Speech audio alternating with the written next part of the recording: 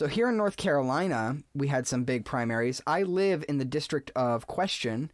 That would be District 11. District 11 is currently Representative Madison Cawthorn's district, one of the most inflammatory and ideologically possessed members of Congress, in my opinion. And really, the ideological delusion that Madison Cawthorn subscribes to is actually not so much, is not what the Republican Party was not okay with. The Republican Party, by and large, I think at this point, is perfectly okay with the kind of delusional, our ideology is supreme and owns everything and should own everything, and everyone should bow down to our cultural and political policing. It's just the fact that he's a bad spokesperson for that kind of ideological supremacy, that kind of rhetoric. I'd actually like to talk about the Democratic primary, if I may. I just want to mention that the candidate I very much prefer, Jasmine Beach-Ferrara, she's a citizen of Asheville. I'm just 20 minutes away, and a Buncombe County Commissioner. She serves very well. I think she could be a strong fighter. I'm interested to see how she goes up against the person who beat Madison Cawthorn in his primary. To remind you, if you follow me on Instagram, you'll know I voted in the Republican primary. I'm an unaffiliated voter, and I wanted my vote to really ultimately go towards what I thought would be the best outcome, or at least a better outcome. And knowing that I wouldn't be here for the general election, I'll have moved by that point. My district will I won't be eligible to vote in this district. I decided I needed to put any effort I could into hopefully beating Madison Cawthorn, so I voted in the Republican primary. I didn't vote for Chuck Edwards, or let me think about that. No, I didn't. I voted for someone else. She was a great candidate, Wendy Navarez. I think I talked about her before. Which, not surprisingly, she didn't do incredibly well. But Chuck Edwards beat Madison Cawthorn by about 1,000 some votes.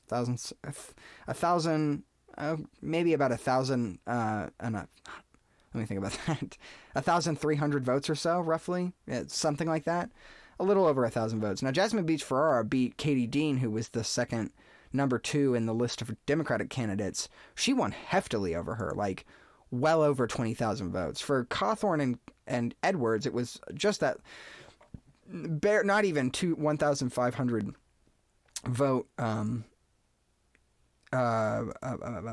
what's the word? Threshold. Ultimately, I'm pleased with the results. I think Madison Cawthorn, forget about the ideology. I can talk all day about how I think Madison Cawthorn is possessed by the delusional ideological supremacy idea, this idea that the party and his ideology is the absolute supreme good and supreme intellect and knows better and is better than everyone else and deserves like the all-knowing, all-seeing power and authority over government. That I can rant about that all day. That's basically the point of this podcast, is for me to rant about that all day. I do want to talk political logistics here. At the end of the day, I think it really was just his messaging. He was too rife with scandal after scandal after scandal, and he's just so immature. He's such an immature person. Even if I were to subscribe to his ideology, because here's the thing, I've been to Chuck Edwards' website, and it reads on the same ideological basis as Cawthorn. There's almost nothing with it. So it's got to be a nothing between them that really distinguishes them from the other than the fact that Edwards is much older. He's got more experience. I believe he's served for quite a while in the military, if I remember correctly. And that's all great. But when it comes to the ideological consensus, the political consensus, Edwards and Cawthorn are bred from the same. How does that phrase go? Bred from the same litter, I guess. Bred from the same litter. And I think it's really just about messaging.